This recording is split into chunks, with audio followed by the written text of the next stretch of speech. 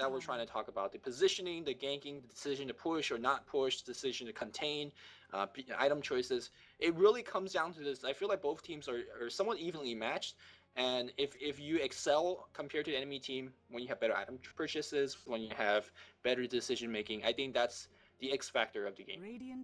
Yeah, it's going to be interesting to see how Infused approaches the ban picking situation. mTw has shown themselves to be extremely versatile in whatever they pick. Night Stalker, Juggernaut, Pugna, Lich. Heroes that we don't see too often. I mean, we saw Lich and Night Stalker in pretty much every game for the first 2 to 3 months of Dota 2, but they've sort of faded out in the limelight, and Synderen showed a really strong Night Stalker, completely devastating the early mid-game portions of the game. Lich did work. I mean, his Chain Frost in the early game definitely secured mTw a pretty good early game lead, but I don't think he was too big of a factor in the late game. Pugna, I think, was the really key hero in that last game, and he just did so much work. Ward just completely shut down Infused's teamfight lineup, and if Infused want to go for that teamfight lineup again, I think they should deeply take into consideration a Pugna ban. Yeah, I mean, mTw, Synderen definitely reminding people that yes, Pugna is a hero, and he is in Dota 2. I mean, he's there. He's definitely really? I always thought I imagined him. I didn't know he actually existed in this game. He's like the Phantom maybe that's coming in next week, which I'm a big fan of that hero as well. Not going to be seen in competitive scene, which, by the way, for anyone that cares, Panda is going to be added today, right? I'm pretty sure, probably around 6 p.m. PST, hopefully. So the next broadcast of the Premier League, which is going to be happening on Saturday, we're going to see Panda. I'm pretty sure we're going to see Panda, but let's forget about Panda. Let's go back into this game. A cool piece of statistics for you guys. Team Infused is 30% against Chen. They have a 30% win rate against Chen, and they have a 0% win rate with Prophet. Really? 0%? I didn't really see. I know they have a 100% win rate with Chen, but it's not really going to happen with them. 0% win rate with Prophet is definitely something that's completely unexpected, considering he's a top-tier hero in this game. And Chen being picked up... Sorry? Sample size was like 3 games, so it's not a big sample size. A quick thing to point out, something really cool before I hand the mic back to B-balling, was that you see what Synderen there on his last ban, on the ban phase, he saw that, hey, both Prophet and Chen is in the pool. If I ban either one of them, the enemy team is going to pick up the other. But if I ban something odd, like random, like Enchantress, yeah, you could pick the Prophet, and then I take Chen, so we get a split on one each, and they pick themselves a Tie Hunter as well, which actually is a top pick nowadays. Yeah, definitely with that Anchor Smash buff, and one of the things about Tie Hunter, which I think people underestimate, is he has 315 base movement speed. He can get into position anytime he wants. 315, pretty ridiculous. That's pretty... Oh man, get educated, son! Get educated! No, it's because he has such a big feet that he can take long strides. That's why he moves so quickly. As we're going to see Venomet and Windrunner being picked up as well. Plague Ward's Power Shot, very good in terms of anti-pushing, so definitely helping to neutralize some of the push that mTw was clearly going for. Of course, Beastmaster with the Inner Beast passive, one of the best passes in the game, unlike Empowering Haste, which is the best pass in the game. Roll my eyes in my head. Empowering Haste is pretty good, although the hero's not picked that often. But anyways, I'm looking at the first 3 pick here from mTw, and I imagine a brick wall that you can't run into. How do you run into this lineup? There is the Rav, there's a whole bunch of creeps that's tanky, they can heal themselves, there is a stun, a single target stun from the Beastmaster, they have AoE, they have push, they have counter push. If these 3 plus whatever hero that mTw decides to pick up move around as a pack of 5, nothing stand in their way. I don't care if you're a tower, I don't care if you're throne, I don't care if you're 5 heroes, everyone has to scatter, and these 3 heroes look very, very strong. Yeah, these heroes on the same team, not seen too much. Venometzer, of course, has been seen declining a bit, but he's still really ridiculous in terms of all these spells. Actually, these 3 heroes in my top 5 list of the best non-ultimate skills in the game. I had Shackle Shot, Teleport, Plague Ward as my top 3. So these 3 spells really make the heroes work. Of course, Prophet, pretty powerful in all stages of the game. And mTw, I mean, if Chen doesn't work out too much in the early game, he doesn't scale nearly as well as all these other heroes. So it's going to be up to mTw to really exploit their Chen advantage to its fullest, because Chen has the highest win rate in Dota 2 at the moment. 75, 6. That's ridiculous. Something ridiculous. Across all teams, good or bad teams. I feel like Dire could actually go for something crazy and fun at the same time. We can see Ancient Aberration plus Spectre. You get a little bit of global going on. Sure, the enemy team is a moving brick wall, but a Blast and a Venomancer Ultimate, two of the strongest combination of Ultimate, could weaken a team fight, really shut down Chen's healing potential, Spectre late game. I mean, there's so many fun combination when you do the Prophet and Spectre. In one sudden East Asian game I casted, I definitely seen like Refresher Orb, Acceptor on Prophet plus Haunt with Radiance. Like that completely blew away a team fight. So we could definitely see a lot. Prophet enables a lot of fun strategies. But I'm pretty sure that's not Waga's thinking, so... Well, Infused, they got 100% win rate with Zeus. You have 100% win rate with Zeus? Yep, 1-0, so expect a Zeus pick. Nah, we're gonna see Infused, of course, they're 0-1 in this series, and they're 0-1 in the Premier League too, so they're definitely taking this series very, very seriously, and they really want to get themselves back up to a 500% win record. Of course, mTw, they're 1-0 in the Premier League 2, and if they get off to a nice 2-0 start, they give themselves a tiny little bit of breathing room. Of course, with teams like Navi, Dare in the pool, you never can have too much breathing room, but both teams are definitely going to play to their fullest potential, really going to go after this game with all they have. Bana and Enigma are going to really shut down that team fight. Infused, they love to pick up the Enigma, but they're not really too successful with him, I noticed. I mean, a lot of teams love to third pick Enigma. He gives you so much. He gives you a very reliable stun. He gives you the pushing power. He gives you laning in terms of either he could solo the long lane, he could even solo mid. Some teams been doing that. He could definitely go in the jungle. He gives you a team fight. Hey! Want a cookie? I want a cookie, man. And a Ghost Star. No. Ancient Aberration, pick. Let's go. Why you stream sniping Waga? I'm head sniping. That sounds so wrong. I'm mind sniping Waga. That's some Inception stuff going on right there, man.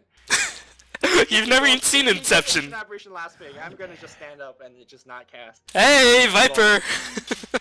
Let's go, Viper. Yeah. Viper is picked up quite a bit. I do expect a Darkseer last pick coming from the mTw squad. We've seen teams like Navi run Darkseer Viper as a combination. You basically search a Viper in and no one ever runs away. You do have Darkseer Vacuum into Ravage combination. You have great laning. You could run 3 solos, tie a double jungle with a Chen. There's a lot of possibility of fun stuff happening, and I'm just getting all giddy up. Calm down, man. Calm down. I was going to see Sand King. Sand King has been seeing a lot of trouble. Omni Knight with that repel going to really prevent any sort of magical damage going in the way of the Viper or the Beastmaster or whoever. But Spectre is one of those natural Diffusal Blade carries. Of course, he picks up that Diffusal Blade around 30-35 minutes, considering if he gets the Radiance at around 25 minutes, he's going to get a Diffusal Blade then. So Omni Knight, he has a small window of opportunity, or a pretty large window of opportunity. I completely contradict myself there. But once Spectre gets a Diffusal Blade, he'll be shut down quite hard. So mTw, they want to win the game in the first 30 minutes, or I think they're done.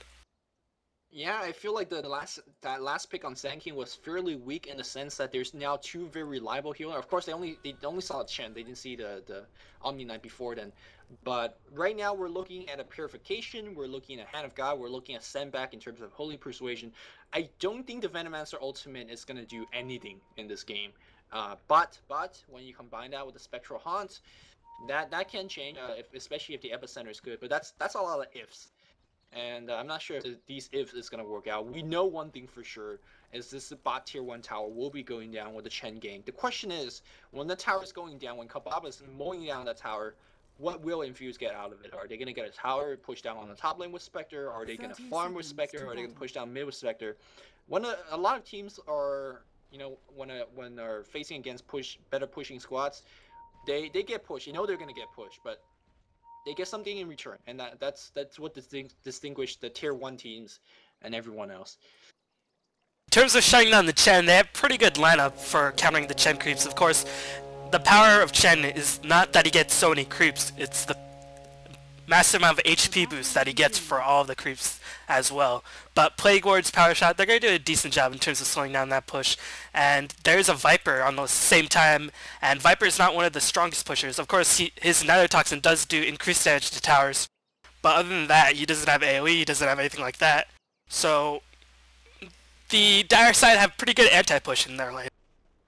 Yeah, they definitely can get a little bit of anti-push out of Waga when he hits 6. Before he even hits 6, he could teleport in and summon Treants in desperate measures as well. Seems like we're going to have the two captains of teams going up on it and the mid lane here. Synderen playing that solo mid Omni-Knight. Once Omni-Knight gets up into Soul Ring, he's going to be fine. But until then, Waga is going to be the boss in the lane. He's going to be last hitting Waga, of course, playing his famous 0% win rate Prophet. No, he actually plays a very good Prophet, and do look towards him to be spot on in terms of teleporting in to help his teammates and whatnot. And so far, he's just last sitting up in the mid lane. In terms of the lanes, I'm actually liking Infused lanes a bit more than last game. Of course, I think they predicted the lanes quite nicely. They had the anti-push on the bottom lane, and they have a Spectre soloing against a melee hero, Beastmaster, so he's not going to get harassed too much. Of course, just as I say that, he gets axed and hurt a little bit, as the pole camp was not blocked, so Mini is going to be able to pick up some experience. So double melee against a Beastmaster, I mean, they probably won't be able to kill the Beastmaster, but they'll be able to farm pretty effectively, especially since there's not much harass. So in terms of double melee lane against the Beastmaster, that's where you want it at. Well, I mean, Spectre is going to get free farm, and it's going to get level as well, but you got to keep in mind that Beastmaster also probably not going to die and probably going to get some level as well.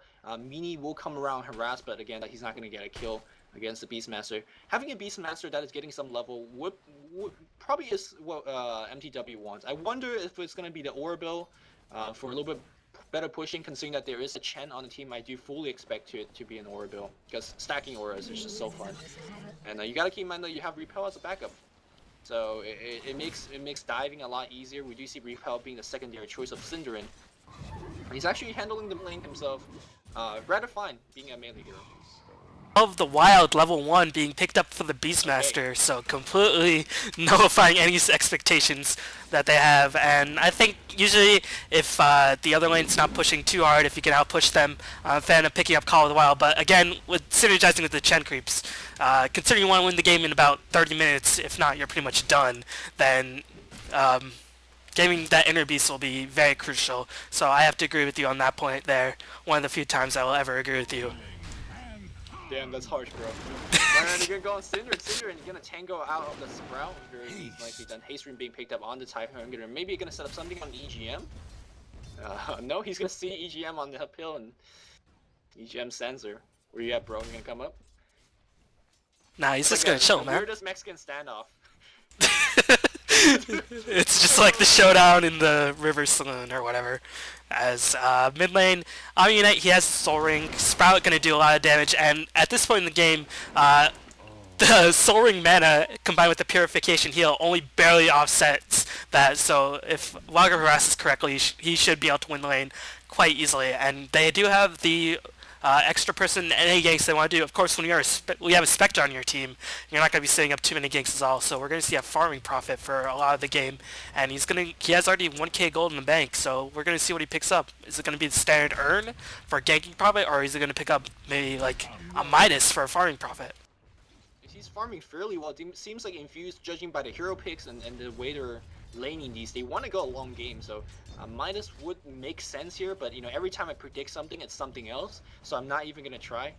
So I'm gonna say something that I know is gonna be wrong, and then you know, it's gonna be wrong. He's gonna go for a BOT. I see. Yeah. Very. That analysis makes a lot of sense. I think everybody can learn from BOT first item Prophet. As looks like they're going to try to get a gank on Synderen. Nice repel pop, and Synderen should be able to escape just fine. Fishbone is going to be able to escape.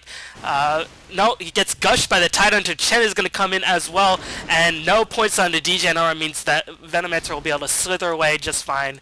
And maybe mTw realizing that they can't push the bot lane. They want to try to push the mid lane, but no.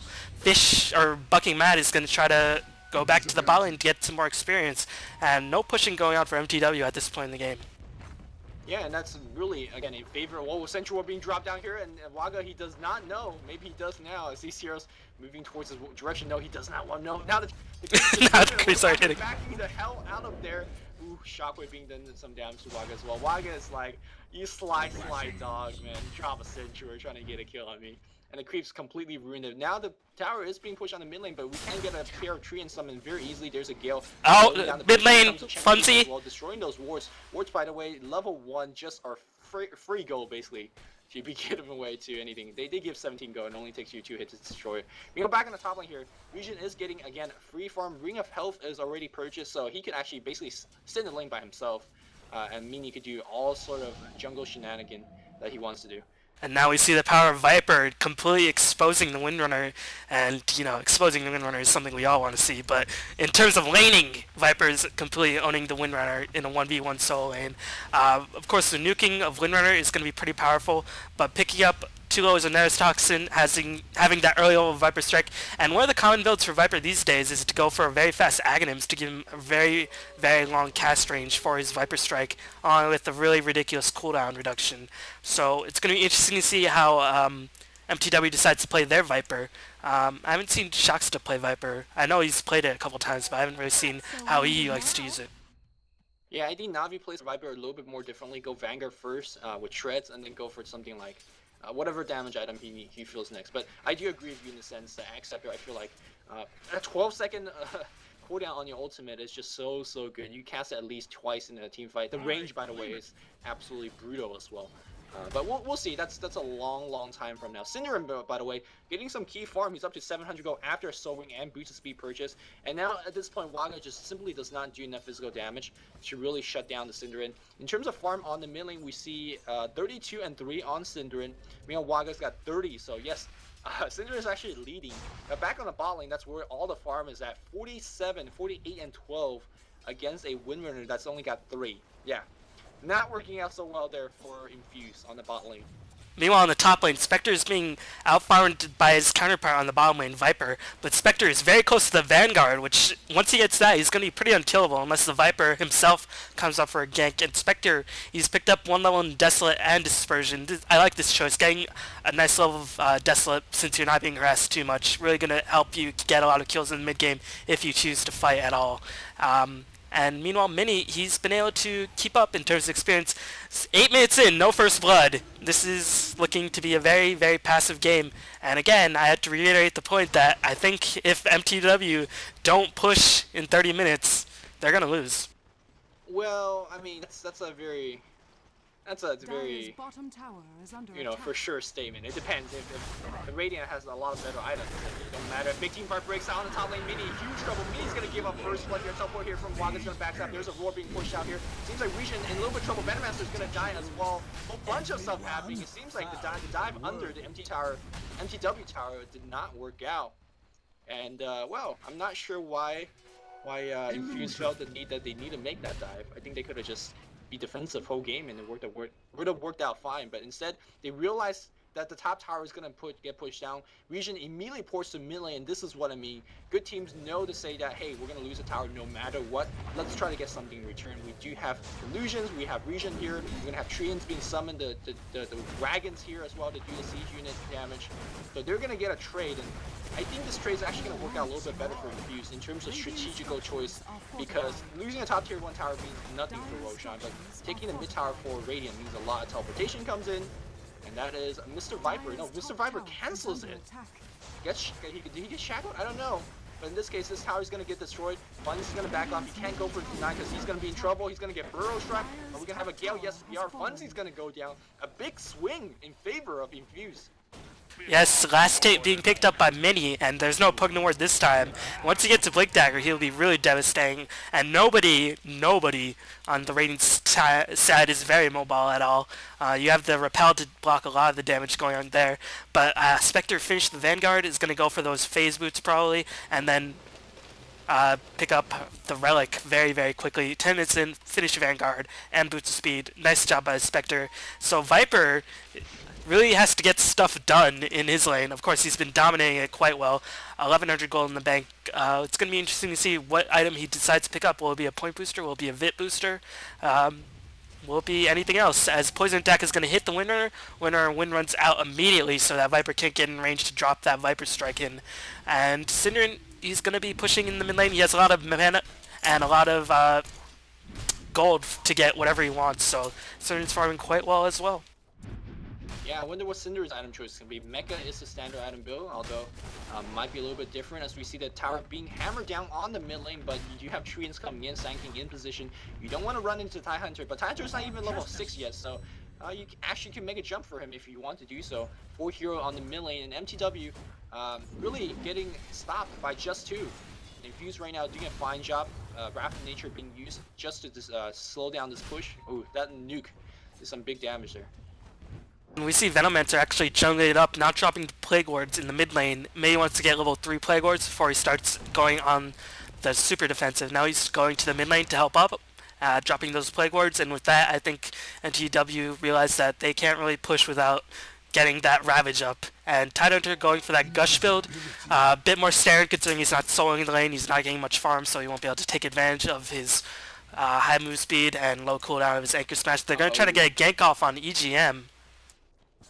EGM might be in a little bit of trouble, does have the face boot, and looks like he's going to back off. He realized again, tower's going to get destroyed. An immediate ping going on the top lane. Look at how well Infused is coping with this. Sure, you're going to push our tower, but we're gonna trade, basically. We know that we're not that strong early on, so we're going to do any kind of trade to extend ourselves into the mid or late game. Unfortunately, I don't think this is going to be a... Are they going to make it, though? It's going to be close. I don't think they will. But Winner is defending on the bot. In fact, mTw says, okay, yeah, we'll go for tier 2 now. Let's see if you could keep up with their pushing power. We do have a Chen, and you don't. Well, Mini is pressuring the mid lane at the same time, and I guess the Dire realized that we're going to be able to get this tower, and we have Spectre to haunt in, we have Venomancer, who does not have his ultimate yet, still level 4, but still the global TP nature of the Prophet, and mTw decided to back off considering they had 2 lanes being pushed at once. And I think they need to get some levels on the Venomancer, but other than that, Infused is looking quite sharp in this game. And this Viper pick is not paying out. He has the Vid Booster and Stout Shield, but is not going to be able to, and is going to be able to finish that Vanguard extremely soon. But other than that, they haven't really done too much to exploit Viper's immense early to mid-game power. Right, but one thing we do have to keep in mind about the team fight, seems like this is going to extend into a team fight game and not really pushing or ganking, is that Infused's team fight, sure they have a lot of AoE damage and globalness and whatnot. We might see gank up mini burrow strike out. But one thing that the Radiant squad really excel in, like more than any other lineup I've seen in a long time, is that they can stand in a team fight for hours. They have so many heals. The heroes are getting tanky items. The heroes have tanky spells. This Viper, if he doesn't get blown out right from the get-go, and it's hard to because there's Purification, there's Repel and all that stuff, and Hand of God, he's gonna stay in a team fight and do a lot of slow and a lot of damage over time. He's not gonna kill anyone in a burst, but over time they will. If you're in a little bit of trouble, it's gonna just repel TP out. He does have TP. That is gonna be his choice, and he is... Whew, that was close. Yeah, Waga with that DD rune. Prophet growing those double Ds, as looks like the mid lane is in a bit of trouble. Funzy is quite low HP. They're gonna get a gank off. Viper comes in. Haunt being casted as well. And 1 kill going down. Sand King already. Tidehunter is level 6. He can drop the Ravage anytime he wants. Looks like he's not even gonna bother as Venomancer drops soon after. And with this, they can probably push for the tier 2 tower as well. And nice mid-game timing. They have the Ravage. They have the all the spells they need to get their push going on, and Spectre is still at a very weak point. She already used her haunt, she's just going to try to keep firing, but Radiant, they know that, they're going to keep pushing, and Sinner is at his strongest at this point in the game. And that's exactly what I mean about that moving break wall. Like, how do you run into this squad with Repel up on Shastika, who is actually just pushing everyone out with Orb? If you ever run in as 5, the Ravage is waiting for you, the Hand of God is waiting for you, the Guardian Angel, believe it or not, is a very strong team fight spell, and that's also waiting for you. And right now, this break wall is just right into tier 2, like they own the place, and they're gonna bring it down. There's really nothing being gotten in return this time, as the Dire tries to defend, but not really getting too much in return. But unfortunately, the tower regen is just really slowing down this push. Still, like you said, this brick wall is so strong that they don't even care about taking repeated tower damage. They just wait for the creep wave, and Infused are just like, uh-oh, what can we do about this? And just to go back to your Guardian Angel point, no, I don't actually believe you. Guardian Angel is a terrible ultimate, and... What are you talking about? I'm just kidding. You're like, believe it or not, Guardian Angel is a very good teamfight ultimate. I mean, people, when they see Omni Knight, they always think of Repel and Purification, but I think his best spell is definitely Guardian Angel. It just completely shuts out some lineups. Oh, there's a Void Guardian Angel. Don't matter if you're Chrono or not. Like, it just shuts out certain heroes. And there's some physical DPS hero in this team that they're against. The Spectre's not going to do too much. Oh, it does give you, what, a 24 HP regen per second? Yeah, 25. So much. 25 HP reach per second. It's a lot of stuff. So here comes this brick wall. As long as the Ravage is up, they're gonna keep doing this, and we're gonna see the tier 2 tower being quickly destroyed on the dire side of the map. What can Infused do? I really honestly don't know. I mean, I was touting the virtues of Plague Wards and Power Shot, but against this brick wall, like you've been mentioning over and over again, Infused, they are looking a little bit lost. I mean, they're getting all they can do. They're putting some damage on their tier 2 tower, but they're not going to be able to take it very... I think mTw, they can just keep pushing if they want to. Well, I think what Dire should be doing is wait for the mid game, at which you get very, very tanky. You know that Tidehunter's not going to get leveled up anytime soon. As I say, that Fishbone does die, so that might help the Tidehunter's EXP. I mean, you gotta have to eat one Tidehunter ultimate. You just have to. After you eat that one Tidehunter ultimate, if you're tanky enough to survive that, you know, just do something during that 150-second cooldown. What they should have done is pick Ancient Apparition, I'm saying, because with Wrath of Nature and AA Blast defending your pushes, that makes defending a lot easier. But you know, that was 16 minutes ago. Yeah, and, I often hear that Sand King is an extremely powerful anti-push hero. That's not really always the case. I mean, one of the things about anti-push is that you really want to have range spells in order to kill the creep. But Sand King, he's a good creep killer because of his Cosmic Finale and his Sandstorm and his Barrow Strike, but he really has to get in the middle of things. He can't really dive into the middle of heroes unless he has Epicenter already channeling and stuff like that. So Sand King being a little bit exploited in terms of counter pushing, and Fishbone dying once more completely out of position. What was that? As they're going to be able to pick up a Roshan, and Viper Aegis combined with all this teamfight potential. Infused, they're not looking too good. Just checking out the gold graph really fast. 7.5k gold advantage towards the Radiant side, and it's about to skyrocket to around 8k, considering they have a massive tower lead advantage, and they're going to pick up the Roshan as well. I mean, Infused is playing smart. They know that they have the stronger teamfight lineup. They know they can do whatever the hell they want. Don't care if your Dire has a Roche advantage. They're going to just claim it rough. Aegis goes on the Viper. Viper has a point booster, so he's going to be going for the Acceptor. Meanwhile, Sand King trying to get something done in the mid lane. I guess a lot of Sand King's anti-pushing potential comes in the fact that he has a Blink Dagger and just jumps in with a huge ultimate and just destroy the creep wave and weaken everyone's HP. But it's not going to work that well in this game because you do have Hand of God and you do have Repel and all that stuff. So that Sand King ultimate, even if you hit it on 5, it's not going to do too much. Yeah, they really need Spectre to pick up that Raids and then the Fusel Blade to dispel that Repel and drain a lot of mana. Spectre is quite close to that Relic, but one of the things about Radiance is that it's really good at killing low HP supports, but who's really low HP? Shen. And he has pretty good healing as well without Ancient Apparition to shut down healing, anything like that. He has Mecha, he has Hand of God. So Spectre Radiance, I mean, it's always the standard choice for a good reason, but it might not do as much as expected with the Radiance this early on. When you get it around 22 minutes, you usually expect Spectre to just do so much work, but in this case, it might not do as much as Infused is expecting.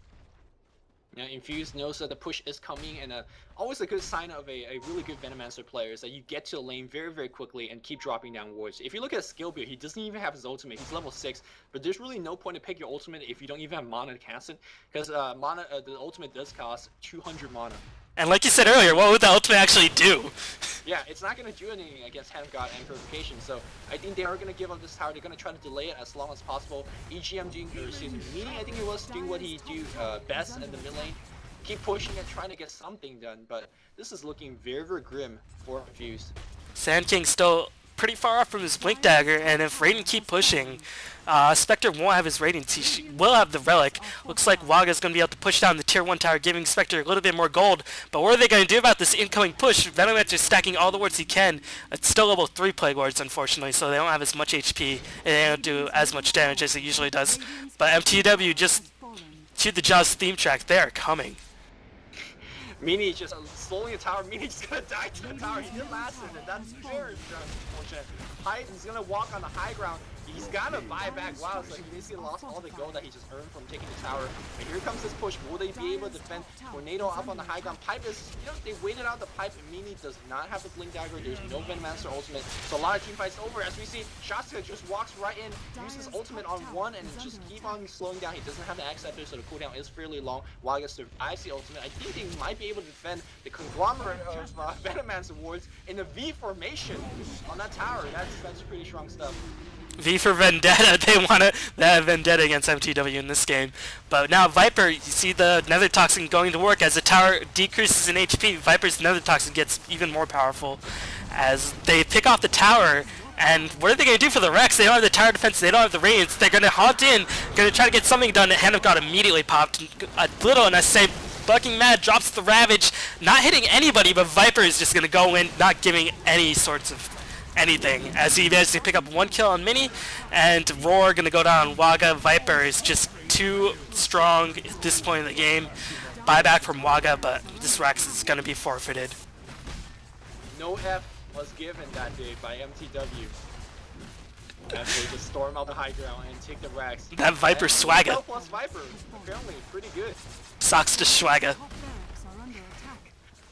Oh man. Oh man, I don't even know what to say after that. I mean, mTw, like that break wall, you gotta take that Ravage once, but unfortunately, when they took that Ravage, their Rex was going down. So yeah, they can take advantage of that 150 second cooldown, but what are you gonna do at this point with that 150 second? You're gonna push down your top lane, and that's actually not gonna do anything for you. Spectre's about to pick the Radiance, but again, the mTw supports are just way too strong. They really, really need the Diffusal Blade in order to combat the Repel. I mean, the good thing for his Infused is that they have some towers. The bad thing is that they're down to Rex, and this Viper is becoming a little bit out of control. Mathematically, here's a little bit of a Lumi math trip. If there's no more pushing, that's a big if, right? If there's no more pushing ever happening, the dire side actually is going to get more farm because they're going to see 2.5 creep wave, and the Radiant is only going to see 2 because the top wave is always going to be on the dire squad. So, and definitely in some, long drawn out games that could happen, but I do fully expect mTw to push whenever that TIE Hunter ultimate comes off cooldown, which is 45 seconds from now. Yeah, Tide Hunter, 2200 gold, gonna be able to get whatever he wants. He doesn't even need a Blink Dagger. He can just walk in whenever he wants and drop the Ravage. He's gonna pick up the Blink Dagger anyway, so gonna go for more initiation. And Necro 1 on the Beastmaster. Shocksta has the Aghanim, so he has 800 range and a Viper Strike, which is pretty ridiculous in my opinion. And has almost its 80-second slow percentage, which is even more ridiculous. Once he hits level 16, he'll have that. Raids is picked up on Spectre, but I don't know how much that will do. Spectre, 1300 HP, will not be able to outlast the mTw team unless they buy more time, get more items. Spectre, of course, is one of the strongest late game heroes in the game, but that means if the game goes late, which right now it's mTw. Yeah, mTw, they won't let it go late. Pipe is up. Vlad's is up, Pipe gets popped. I think that was a little bit premature of a Pipe because it doesn't last that long. Again, a huge number of wards being dropped down here, but you can see that Shocksta with a repel just walks up on the high ground like he owns it, and he's going to just keep rifling the tower, not doing too much damage. Look at the huge range on that ultimate, and that's going to send EGM back. He's losing HP rapidly, tower getting focused down. Funzy waiting for a roar, a little bit of Orbok on Waga forcing back. There's a Blink Ravage getting 2, and now looks like the Venom is going to die, the Sand King is going to die. The Fine comes in right now, but not really real damage being done. Actually, a kill, a buyback from the Venom Master, a huge ultimate being dropped off. That's pretty good. Will it be the defense? I don't think so though. As you see, Orbok goes on the Viper. Viper still has the Aegis, so he's absolutely fine. There's a Guardian Angel comes in again. Everyone regenerating up to HP, and they're gonna just focus on the tower. Shocksta, interestingly, did not go chase. Another ultimate goes on the Venom Master. I guess that it could be a successful defense. After a buyback, they still lost a couple of heroes. Again, Viper just stays in 1-3-3 like a boss. I do believe Venomancer is gonna die. Can we have a Shackle? Can we have a Shackle? No, no Shackle. Viper is gonna die. He still has the Aegis. Can we get another kill on him? That would be big. No one really wants to go near because that Viper ultimate will be coming down again. There's a repel, and the entire team is back. The Pipe came off cooldown the second time. I think this means the Rex is dead. Yeah, this Viper is just being a beast, just charging in, and you can't really ignore him because he just slows your team by an immense amount and he does a lot of damage. He's going to throw out another Viper Strike on Waga. Waga's forced to retreat, otherwise he will die if he takes many more attacks. So they're going to be able to take down the mid barracks. Going to try for a kill on Waga. He's going to be able to pick it up easily. No, Waga manages to live just barely. He's going to get physically DPS down. Burrow Strike, Shackle Shot, just doing a lot of work, but this is a Pyrrhic victory. Another axe has been fallen.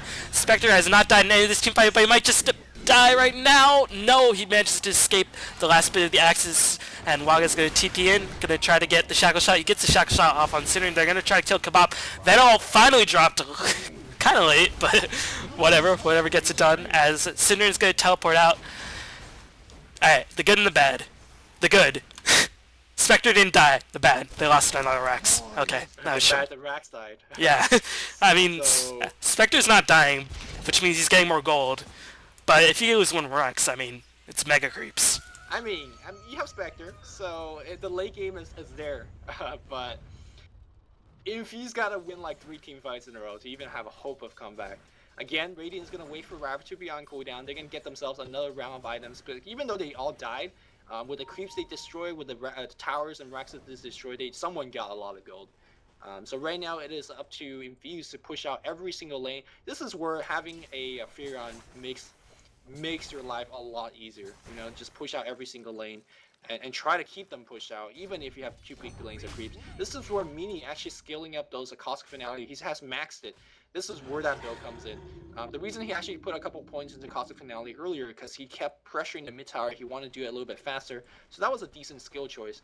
But unfortunately, I mean, he's got the blink now, but the magical damage is not going to be enough. But they're going to set out to a gank. If they can get off a single gank and delay this push, that can be big.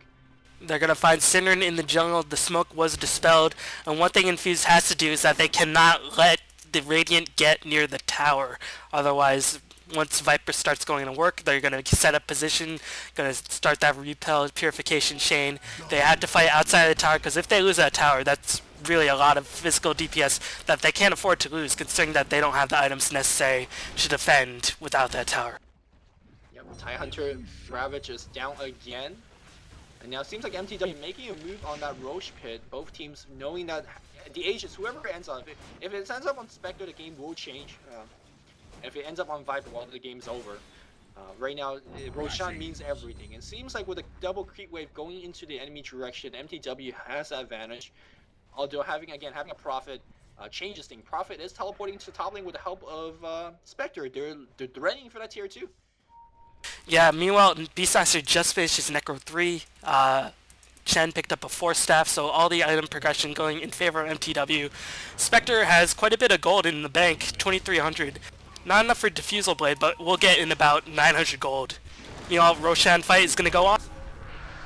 Vector Han comes in right now here, and it looks like Sand King channels a huge epicenter. Mini in a little bit of trouble in the middle of these. Here comes Viper, Handover comes in Ravage as well. Looks like Roshan's gonna go down. He does have buyback, he can towards him buyback, he does do so. Unfortunately, he used respawn already. Fishbone very low, and the Viper in the middle of team fight slowly, but killing everyone eventually. He looks like Venomaster is gonna go into Roche Pit. Everyone forced to TP out. Roshan not destroyed. No one really at the end of the team fight accomplished anything. Fishbone is going to go down. He doesn't have a teleport scroll.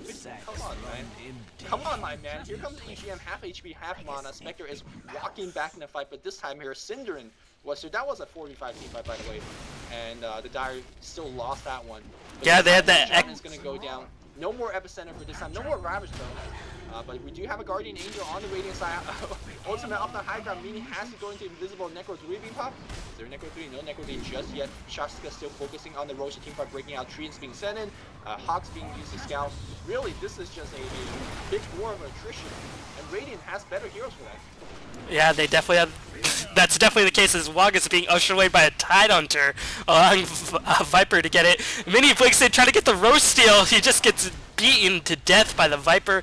Viper is just doing all the work with the help of all his allies. And Beastmaster and Tidehunter managed to kill Waga. Waga is forced to buy back one more time because he knows if they lose any more buildings, this game is over. I want to say it was like... I can't believe... No, just a little point. You know how in Dota 1 there's like ziggurats and boneyards? In Dota 2, the buildings are just called buildings. I know. That's... How uncreative is that buildings? Okay. Anyway, Viper's a beast. I mean, that last Roshan engagement was like one of the oddest one I've ever seen. Like you have a team just doing on the Roche pit, and then the other team just waiting on the outside. Like neither team wants to fight. Infused knows they can't go in the Roche pit. Radiant says, I know they can't go in the Roche pit, so we're gonna just stay here. Normally you would see like teams trying to jump in and out and all these crazy action happening, but the Tidehunter by himself usher away 2 heroes. That's when you know the game is going south. When the support Tidehunter is out DPSing you guys. We do have all the ultimate on ready to go. So, yeah, Ravage up in 10 seconds. Ravage up in 10 seconds. You dropped a couple wards. Shackle Shot hitting the Beastmaster, but the pipe is going down. That Shackle Shot not being very game-breaking in this game. Haunt goes down right away, but there's no follow-up DPS. Mini Chelsea ultimate, and 3 pulses go down before he goes able to blink in. Bucking Mad has the Ravage up. No Epicenter, or no Epicenter, no Haunt. And with that, the game is surely over. Waga gonna get bursted down once more. And just mistakes by Infused, but really solid play by mTw. Sinan, I think, just outpicked Waga in this case. I still think AA would have turned the game around. That's just me. Yeah, so it's outpicked. I feel like the Repel Viper definitely doing some huge work. Synderen picking 2 underused hero again. Synderen, I mean, he's a captain that I feel like, yo guys, Viper's in the game, Omni's in the game, you know, and they could win games, and indeed they won this one. Fairly convincing, 22-7. I gotta say, despite Infused losing that game, I really like their early game decision making, especially during those tower pushes. Can't defend, so let's go push one ourselves. Many teams would have just sat there and waited for the tower to die, but at least Infused fought back. But right now, this Acceptor Viper is just simply too strong. Yeah, their decision making was very strong for the most part. Of course, like, the mini dying to the tower was probably the worst decision that I can recall in the game. But other than that, if that's the only bad decision that I can recall in the game, of course I probably missed some. But overall, just the tank ability of mTw really came back to bite Infused in the butt, and there's not really too much that Infused could overcome when they pick such a late game carry like Spectre. So Infused, they played well. They played to the best that their team could do, but maybe a different lineup, maybe the AA would have been better. Maybe like a Witch Doctor or a Air Shaker, which was banned, could have helped a bit more. Venomancer being underleveled didn't help matters either. So that's it. Kill attendance. 5 out of 25? 10 out of 10? What? Anyways, that was a good game. Do stay tuned for the endgame analysis. Hope you guys enjoyed the broadcast though. mTw takes a best of 3 series in 2 games against Infused. They're undefeated, I believe. Yes, they are 2-0. They beat Quantic and Infused. Meanwhile, Infused, they've lost to mTw and Dare, not opposed that they should be ashamed of losing to, because mTw has looked very strong since the roster change, and Dare is one of the top Dota 2 teams. Hopefully Infused can make a comeback in the Premier League, and let's see if mTw can keep up their winning streak as well. Alright, so we're going to go into our standard, I guess, endgame show, if you will. So with our in-game show, I actually bring in